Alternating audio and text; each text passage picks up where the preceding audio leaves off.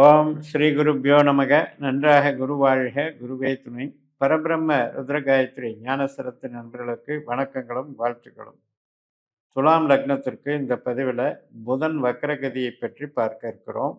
June 30 முதல் ஜூலை 23 வரை 24 நாட்கள் புதன் நெகட்டிவாக வேலை செய்ய போகிறார். அதாவது நட்சத்திர ரீதியாக ஆற்றலை கெட்ட ஆற்றலாக அவர் வழங்கப் போகிறார். அது மட்டுமல்ல, குருவனுடைய சாரங்களிலே 4 சாரங்கள் மாறுகிறார். அதாவது ரிவர்ஸில் போகிறார். புனர்பூச 4ல் இருந்து 3, 2, 1 இப்படி வர்றார். அப்போ இதுக்கு உண்டான பலன் தெரியணும் இல்லையா? இப்போ நமக்கு பாக்யாதிபதி, விரையாதிபதி இப்படின்னு 19 புதனை நம்ம நினச்சிட்டு இருப்போம்.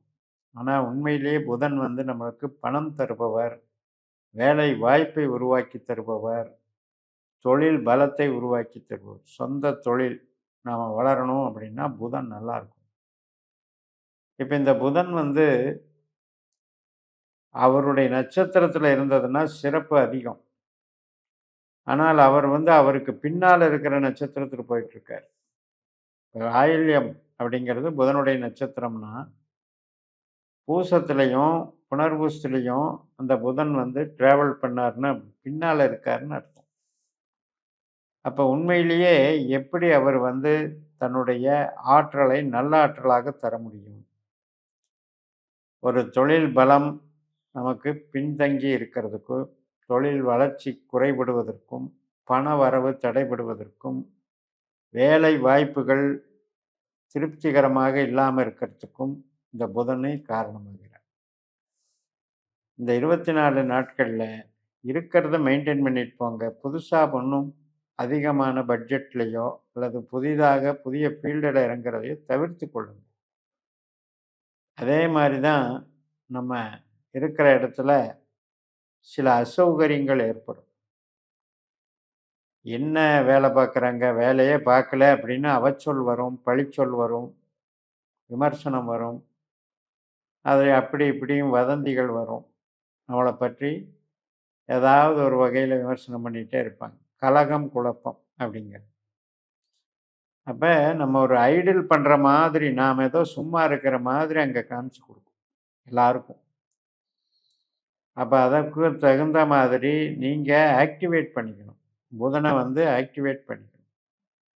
ஆயில்ய நட்சத்திரம், கேட்டை நட்சத்திரம், ரேவதி நட்சத்திரம், இந்த 3 நட்சத்திர நாட்களில் பெருமாளை வழிபடணும். பள்ளி கொண்ட பெருமாளை நம்ம தீபம் போட்டு வழிபட்டு அவருடைய நாராயண ஜபத்தை ஜபிக்கும்போது நல்ல ஒரு அனுக்கிரகம் கிடைக்கும். ஏனென்றால் இப்போ புதன் புத்திசாலித்தனத்தையும் குறிப்பவர். அறிவு பூர்வமான படைப்புகள், இப்போ ஒரு கவிஞர் இருக்காங்க, ஒரு கதை எழுதவர் இருக்காங்க, ஒரு பத்திர பதிவாளர் இருப்பாங்க, ஒரு கணக்காளர் இருக்காங்க, ஒரு ஆடிட்டர் இருக்காங்க, அக்கௌண்டன்ட் இருக்காங்க, சாஃப்ட்வேர் இன்ஜினியர் இருக்காங்க. இவங்களுக்கு எல்லாமே புதன் தான் அங்கே அதிகாரி. அந்த அதிகாரத்துவத்தில் தொய்வு இருக்கும்போது அந்த காரகம் கொஞ்சம் பாதிப்படைகிறது. நல்லா தானே செஞ்சேன், ஏன் எனக்கு ரிமார்க் இப்படி வருது? கடுமையாக நான் ஒர்க் பண்ணேன், ஆனால் ஏன் தப்பாக போச்சு? எதில் தப்பு பண்ணோன்னே தெரியலையே. இது மாதிரி சில ஞாபக மறதி குழப்பங்கள், தவறுகள், தகவல் தொடர்பில் ஏற்படக்கூடிய சிக்கல்கள், பெர்ஃபார்மன்ஸ் டிஃபிஷியன்சின்னு எடுத்துக்கலாம். பெர்ஃபார்மன்ஸில் டிஃபிஷியன்சி. ஸோ அதை பாதுகாக்கணும்னா இந்த வழிபாட்டை பண்ணுவதோடு ஒரு முறைக்கு 2 முறை செக்கப் பண்ணுற ஒரு அலர்ட்னஸ் வச்சுக்கணும். அதை வச்சுக்கிட்டாலே நம்ம கரெக்டாக இருக்கும். புதன் என்பது உண்மையிலேயே அதை திரும்பி திரும்பி படிக்கிற அனுபவம்னு வச்சுக்கோங்க. அதனால் ஒரு செயலை ப்ராக்டிஸ் பண்ணிக்கிட்டே வாங்க. புதன் ஒரு மாணவன் மாதிரி, புதன் ஒரு ஆசிரியன் மாதிரியும் நாலேஜபிள் அப்படிங்கிறத அறிவுறுத்திக்கிட்டே இருக்கக்கூடியதுன்னா நம்ம திரும்ப திரும்ப அந்த விஷயங்களை முன்னெடுத்து சென்றுக்கிட்டே இருக்கணும். நமக்கு அந்த பயிற்சியை விடக்கூடாது. அதை பண்ணிகிட்டு இருந்தாலுமே நமக்கு பலன் தரும். இப்போ ஒரு 4 ஸ்டேஜில் பார்ப்போம். ஜூன் 30லிருந்து ஜூலை 7ஆம் தேதி வரைக்கும் நமக்கு ரொம்பவுமே டல்லாக இருக்கிற மாதிரி இருக்கும் பிஸ்னஸ். சொந்த பிஸ்னஸ் பண்ணுறீங்க, ட்ரேடிங் பண்ணுறீங்க, மேனுஃபேக்சரிங் பண்ணுறீங்கன்னா டோட்டலாக டல்லாக இருக்கிற மாதிரி இருக்கும். ஆனால் 7ஆம் தேதியிலிருந்து 13ஆம் தேதி வரைக்கும் பிஸி ஆகிடும். நல்லபடியாக டெவலப் பண்ணி கொடுத்துரும். ஏன்னா அப்போ வந்து ஒரு மார்க்கெட்டிங் ட்ரெண்டிங் வந்து நமக்கு கிடைக்கும். ஓரளவுக்கு அதை வந்து டெவலப் பண்ணி கொடுத்துரும். இந்த 13ஆம் தேதியிலிருந்து 18ஆம் தேதி வரைக்கும் உள்ள காலகட்டம் கொஞ்சம் அவஸ்தைகள் பண்ணும். ஆனாலும் கூட தொழிலை கெடுக்காது. உழைப்பு கடினமாக இருக்கும். ஒரு வேலைக்கு 2 வேலை செய்கிறேங்க அப்படிங்கிற மாதிரி. ஸோ அந்த மாதிரி கொண்டு போயிட்டுருக்கும். 18ஆம் தேதியிலிருந்து 27ஆம் தேதி வரைக்குமே நல்ல பலன்களை இருப்பாங்க. அதாவது பண வரவு அப்படின்றத வந்து பெருக்கணும். அதுக்குத்தான் நம்ம துலாத்துக்கு புதனுடைய பங்களிப்பு. அதே மாதிரி தான் வேலை வாய்ப்பை வளர்ச்சி பண்ணி கொடுப்பார். சொந்த தொழில் நடத்துவதை பலப்படுத்தி தருவார். இப்படிப்பட்ட புதன் கிரகம் நான் சொன்ன இந்த தேதிகள் மூலமாக உங்களுக்கு பயன் தருகிறார்.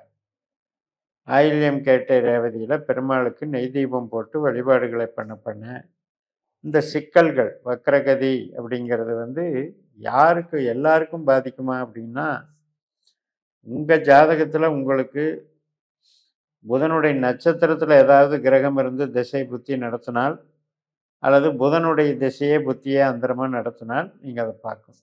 அந்த மாதிரி தான் இது வேலை செய்யும்.